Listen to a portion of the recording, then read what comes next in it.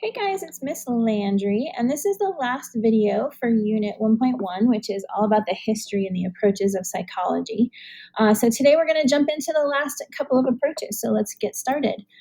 First of all, let's review. So this is kind of some retrieval practice for you, and you're going to answer on Edpuzzle.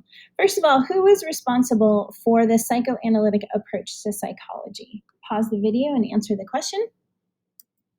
Next question, which scientist worked with dogs to show that you could condition reflexes to respond to an unassociated stimulus?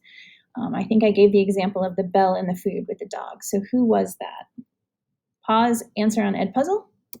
Next question, what type of conditioning trains your behaviors through positive and negative reinforcement or consequences? Pause the video, answer that question. And then finally, describe the little Albert experiment using the terminology as in like the correct type of conditioning. What type of conditioning was that experiment? Okay, so we're done with that. Let's talk about our learning objectives. They're the same as they were for the last video. Why is psychology difficult? What are the different approaches? Predict what type of approach to use, identify the scientists involved, and then be able to give strengths and limitations for each approach. So let's go over the next few. So cognitive approach came about in the 1950s. This was actually another rejection of behaviorism, so a rejection of classical conditioning and operant conditioning. The scientists who are in the cognitive approach area feel that behaviorism is about training external behavior, and cognitive approach wants to look at understanding the internal process. And they really compare it to a computer, right? So here's an example, like all these things come into your brain. So your attention, what is your perception? How does language affect your memory? All those things, and they look at it as a process. Here's another really good flow chart that is kind of an example of a cognitive approach. So you have this stimulus in your environment, your memory takes it through attention. So like I might notice it's cold, right? And then your short-term memory has that in there, and you go through these processes to make a behavior based on that. So that's cognitive approach. The next approach is biological, and this is exactly what it is. It is the biology of psychology. So it's neuroscience. It's how does your body respond to stimulus?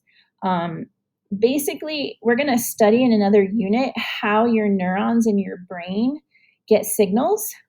They can be chemical and electrical. And so we're going to look at how those affect you. It's very anatomical. It also includes genetics. So here's an example. If you look at this kid, it looks like he's getting angry, and the scientist is watching him and thinking about his body, his genes, and his brain. I really like this picture too. When you get scared of something, you get that fight or flight response, right? So that is a rush of chemicals in your body, and it affects you physiologically. So your pupils dilate, your food stops digesting, your heart starts beating faster, and we'll talk about how that happens.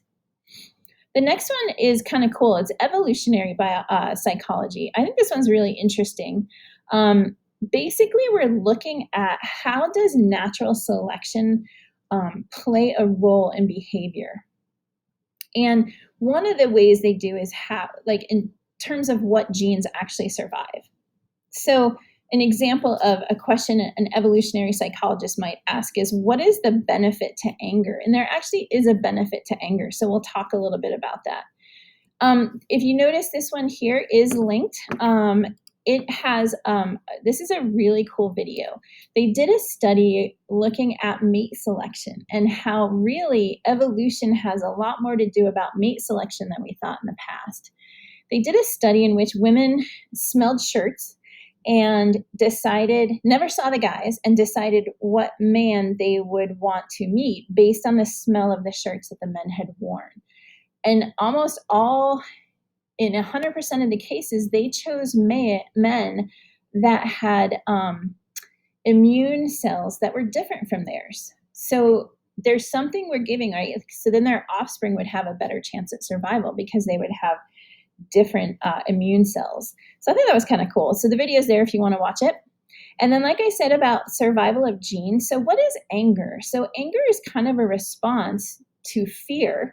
and it is what helps us survive. So I have this little iceberg here. I'm sure you've seen it before. It's all the underlying emotions that come out as anger. It could be rejection. It could be feeling annoyed. It could be feeling offended, hurt, stressed. All those things sometimes come out as anger. And that's because evolutionarily, we're trying to survive. So I thought that was kind of cool. I hope you guys like that one.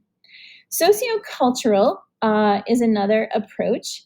And in this one, it's basically taking a look at your culture and your life and how that affects your behavior, right? So what family you're in, the friends that you have actually have a huge role in your behavior. This is what we call microculture, okay? Your teammates on a sports team, or if you're in theater, like your group in tech theater, for example, your religion certainly plays a role in your behavior, your culture, gender, age. I think about the fact that I went to France, and I don't know if you know this or not, but Americans, when we go to a movie theater, we tend to face the screen. And when we try to find a seat, we go facing the screen. So our butts and our back are to the people. Well, that's considered rude in France. And so that's an example of cultural behavior.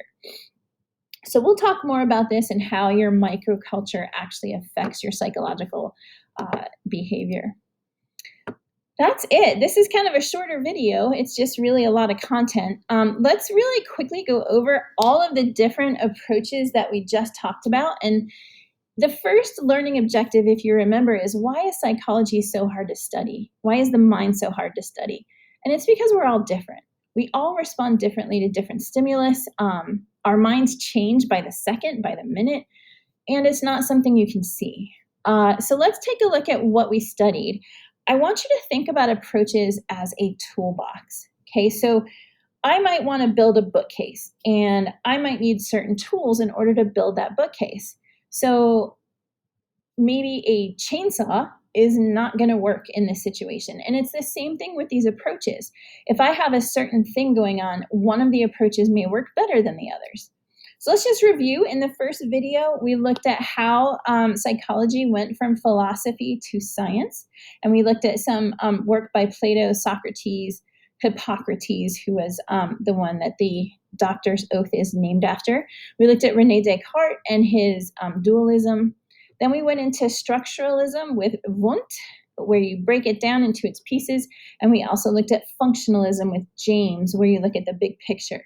We talked briefly about the Gestalt theory, that humans tend to look big picture and we don't see little tiny pieces. That was our first video. And then our second video, let me get a little pen here. Hang on. Our second video, we looked at some of the approaches. So the first approach we looked at was what most people think of when they think of psychology, which was the psychoanalytic approach with Freud that was all about the unconscious. Then we looked at behaviorism. So this was a way to train your behavior. And there's two types. There's classical conditioning, which was Pavlov with his dogs.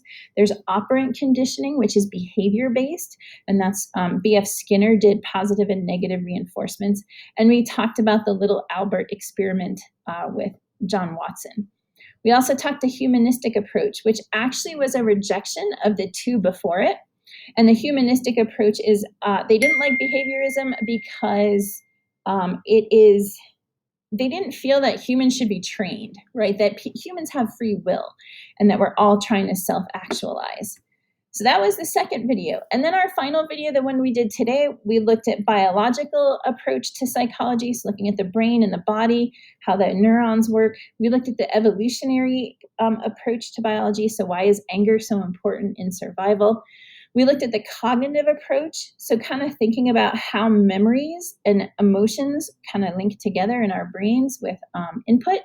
And then finally, we just finished with sociocultural, so looking at how our world, the world that you live in, your niche, affects your behavior. So that's it. Have a fantastic night. I'll talk to you guys later.